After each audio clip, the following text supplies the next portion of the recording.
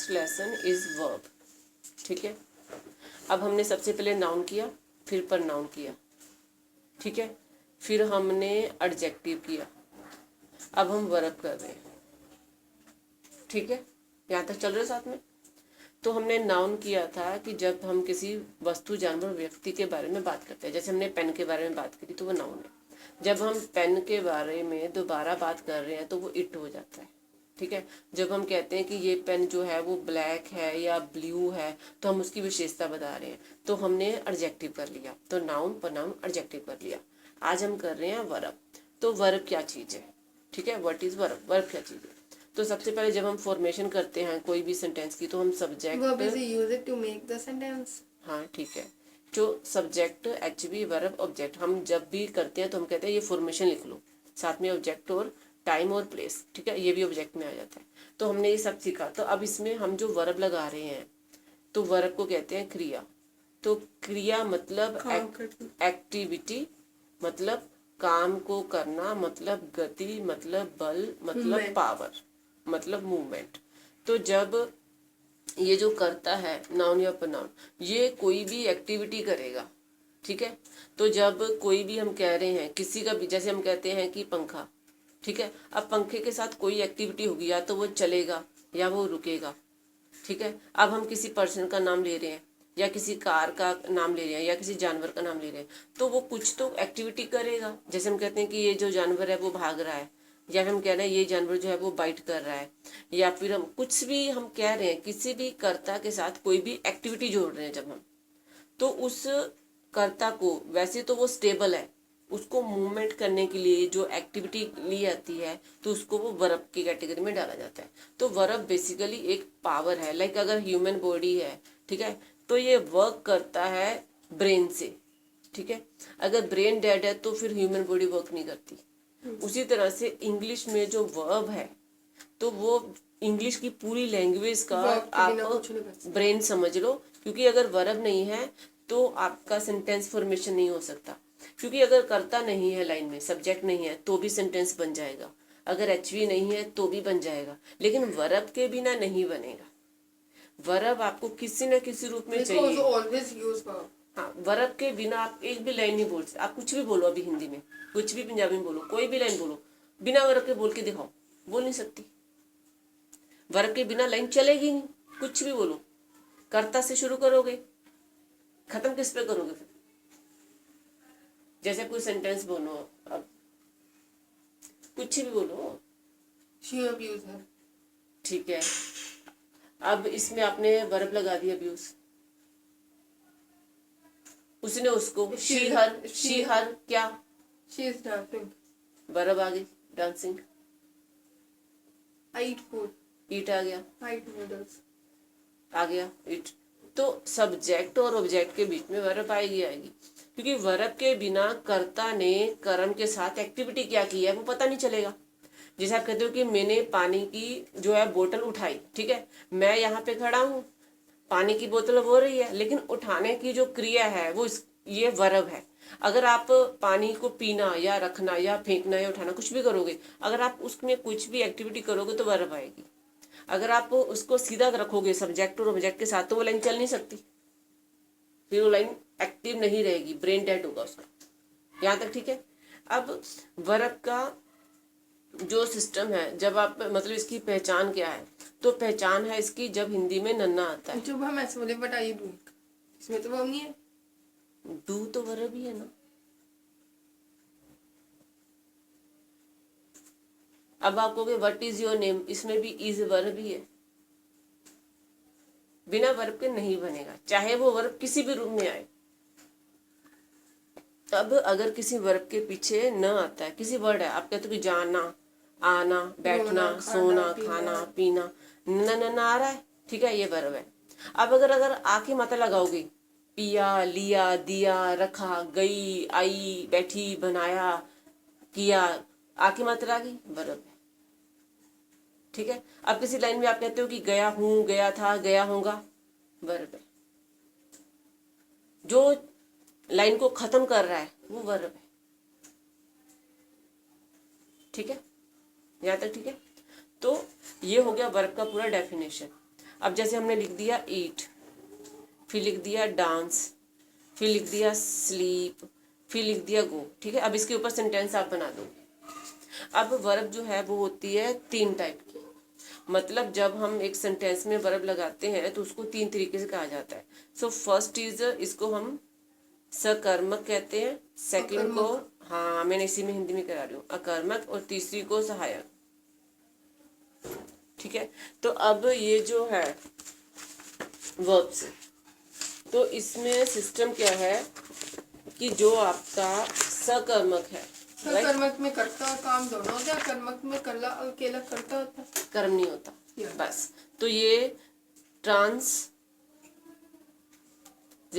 Verb, और ये आपकी है इंट्रांसजेटिव वर्ड्स, और ये आपकी है एल्यूजेक्टरी वर्ब। तो ये इसको हम एचवी वाली कहते हैं वर्ब, ठीक है।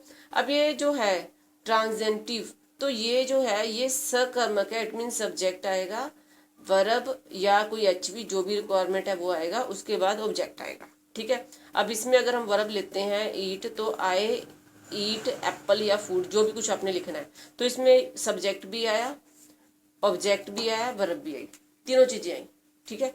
अब अगर ये आ रहा है कुछ, अच्छा यहाँ पे भी यही लिखा है, तो अगर ये ऐसा कुछ आ रहा है तो ये जो है ये पैसिव वॉइस में जाएगा। जब हम वॉइस करते हैं ना एक्टिव पैसिव वॉइस, तो ये जो चीज है अगर ऑब्जेक्ट है तो ये पैसिव वॉइस बनेगा इसका। लेकिन अगर हमने सीधा कह दिया आई ईट, अब क्वेश्चन मार्क है क्या, क्या का आंसर नहीं आया ना, अगर क्या का आंसर नहीं आया तो पैसिव वॉइस नहीं बनेगा, एक्टिव, ये एक्टिव ही रुका रहेगा, पैसिव नहीं बन सकता इसका, क्योंकि इसमें ऑब्जेक्ट नहीं है। जिसमें ऑब्जेक्ट नहीं है वो आपका पैसिव वॉइस नहीं बनेगा, ये अब आगे डिटेल में करेंगे। अब है सहायक क्रिया या फिर ये एचवी वाली वर्ब, तो ये जो होती है ये मडाल है, जो हमने मडाल नहीं किए, can, could, may, might, use, likely, जो भी हमने मडाल किए हैं, ठीक है, वो सारे मडाल का जो पूरा चैप्टर है वो वर्ब के ये तीसरे नंबर चैप्टर में रहता है, यहाँ से वहां से मडाल स्टार्ट होते हैं सारे। अब आपका कैन, कुड, मे, माइट, अब इसमें क्या है, ये आपका सब्जेक्ट आ गया, एचवी आ गया, वर्ब आ गया, ऑब्जेक्ट आ गया, क्योंकि ये तो सीधे 3-3 चल रहे थे। अब इसमें एचवी आप कैन लगाओ या कुड लगाओ या विल लगाओ, तो इसमें एचवी ऐड हो रहा है, क्योंकि जब एचवी ऐड होके, ठीक है, एमवी मेन वर्ब के मीनिंग को बदल देता है तो वो मडाल हो जाता है। एचवी जब मेन वर्ब के पहले आ गया, जैसे कि अब यहाँ पे था ना आई ईट फूड, बात खत्म होगी। सो आई कैन ईट फूड का मतलब बदल गया ना, आई ईट फूड मतलब कि मैं खाना खाता हूँ, आई कैन ईट फूड मैं खाना खा रहा हूँ, मैं खाना खा सकती हूँ, खा सकता हूँ, तो इसमें तो एक्टिविटी आ गई ना प्रेजेंट की, खा रहा हूँ या मैं खाता हूँ, तो ये तो टेंस हो गया, ये तो टेंस है।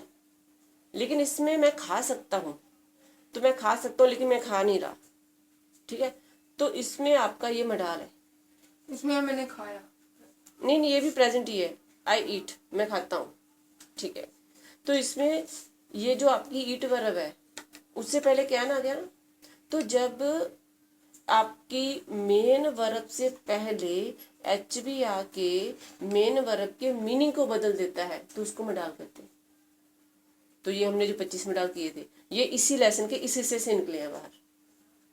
जब जब एचवी आएगा मेन वर्ब के आगे वो उसके मीनिंग को बदल देगा, फिर वो चीजें जो है वो मूड पे, एटीट्यूड पे चली जाएंगी। जैसे मडाल का डेफिनेशन क्या है, a verb which is used, verb है, a verb which is used to express the mood और the attitude of the speaker is called मडाल।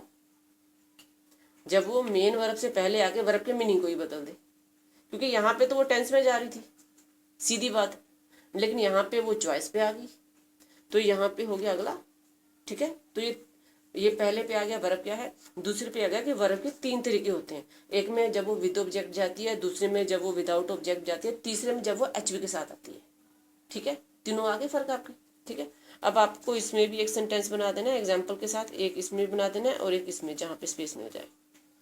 अब आगे हम करते हैं वर्ब्स के टाइप्स या काइंड, कुछ भी मान लो। तो जैसे हम कहते हैं कि यहाँ पे ना फर्स्ट वर्ब लगेगी, हम कहते हैं ना कि यहाँ पे तो फर्स्ट वर्ब लगेगी, जैसे हमने वर्ब लगा दिया जैसे कि प्ले, ठीक है, फिर हम कहेंगे नहीं यहाँ पे तो सेकंड वर्ब लगेगी, सेकंड वर्ब हो जाएगी प्लेड, प्लेड, ठीक है, फिर हम कहेंगे नहीं इसमें तो थर्ड वर्ब लगेगी, प्लेइंग, तो ये भी प्लेड ही रहेगी। फोर्थ वर्ब होती है आईएनजी वाली, अब आ जाएगा प्लेइंग। फिफ्थ वर्ब है जब हम ना सिंगुलर और प्लूरल का एससीएस का सिस्टम लगा रहे होते हैं, तो अब जो ये जो प्ले है इसको ऐसे लग जाएगा।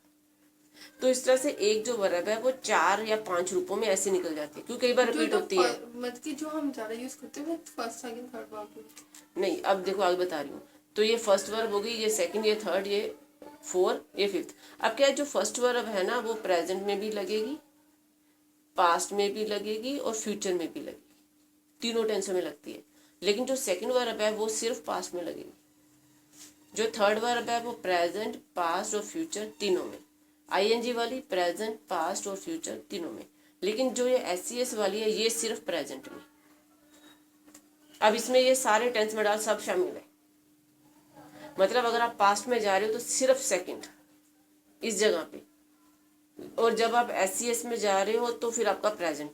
लेकिन बाकी ये जो तीन है इनको चॉइस है, वे तीनों में से किसी के साथ भी जा सकती है, कोई भी प्रेजेंट में, पास्ट में, फ्यूचर में, वो डिपेंड करता है आपने लाइन में कहना क्या है, ठीक है। अब हमको ये पता चल गया कि ये फर्स्ट वर्ब है, ये सेकंड है, ये थर्ड है, ठीक है। आईएनजी तो आईएनजी लगेगी सब में, उसको तो छोड़ दो, ठीक है। और जो एससीएस है वो तो सिंगुलर प्लूरल के हिसाब से लगेगा, उसको भी छोड़ दो। अब ये है कि वर्ब जब फर्स्ट लगती है या सेकंड लगती है, थर्ड लगती है, तो ये वर्ब आपस में बदलती कैसे, ठीक है। अब जैसे ईट है, आपने ईट लिखा तो ईट को ऐड करके ईटन कर दिया, लेकिन गो वेंट गोन हो गया, प्ले का प्लेड प्लेड हो गया, हेल्प का हेल्प्ड हेल्प्ड हो गया।